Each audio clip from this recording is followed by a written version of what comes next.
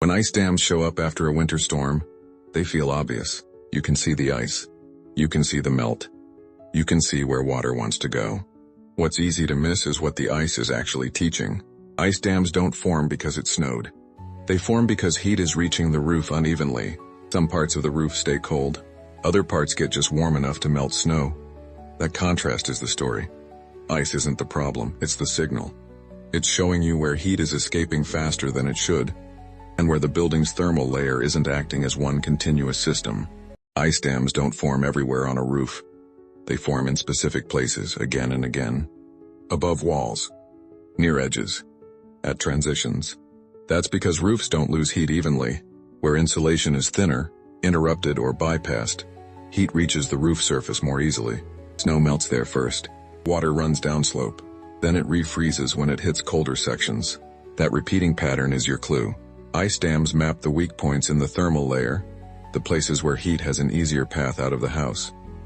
Thermal bridging sounds technical, but what it really means is simple. Heat always looks for the easiest path out. When that path cuts through framing, edges, or interruptions, heat moves faster there than through insulated areas. Those shortcuts don't feel dramatic inside the house, but outside in winter they become visible. Ice dams are thermal bridges you can see. They show where the building's thermal control isn't continuous, where the roof isn't behaving like a single even surface. Once ice dams form, water stops draining normally. Meltwater backs up behind the ice. It pools. It looks for another way out. That water doesn't need a big opening.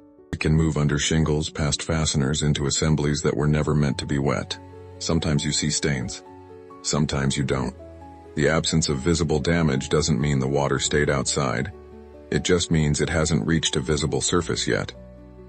When water enters a roof assembly, it doesn't announce itself. It can sit quietly in insulation, wood sheathing, or framing cavities. Cold weather slows drying. Repeated storms add more moisture.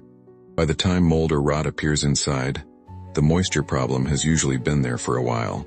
Ice dams don't just create leaks. They create conditions, the kind that can allow moisture damage to develop out of sight. A lot of people say we had ice dams but no leaks, so we're fine. That's understandable. Visible damage feels like the threshold for concern, but moisture doesn't work that way. Water can enter and remain hidden, especially during cold periods when assemblies dry slowly. Ice dams teach a harder lesson. Absence of evidence isn't evidence of absence. The system may still be holding moisture, even if nothing shows inside yet. Ice dams aren't just roof problems. They're whole house problems showing up at the roof. They reflect how heat moves through walls, how insulation connects or doesn't, and how continuous the thermal layer really is. Roofs don't fail in isolation. They respond to what's happening below. That's why fixing ice dams without understanding the thermal system often leads to repeat events the next winter. Ice on your roof isn't random. It's information. It shows where heat is escaping. It shows where the thermal layer is interrupted. It shows where moisture risk follows. Understanding that pattern is the difference between reacting to ice and preventing damage. Building science explains it. Applied correctly, it fixes it. This is Passive House for the People.